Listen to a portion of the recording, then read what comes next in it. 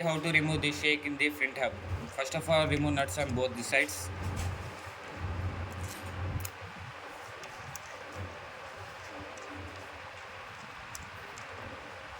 As we have removed the nuts, we can check there is a shake, so we have to remove this. So for this purpose we have to hold on the one side and tight on the other side like this, or else you can use an help with the cutting blade.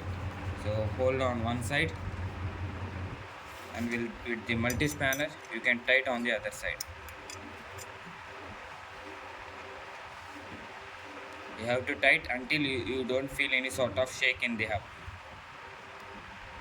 So here it seems like there is no shake, but if you tight it fully, then the wheel won't be able to move. So make sure to check it will rotate freely like this. Okay, there is no shake and the hub is rotating freely. So then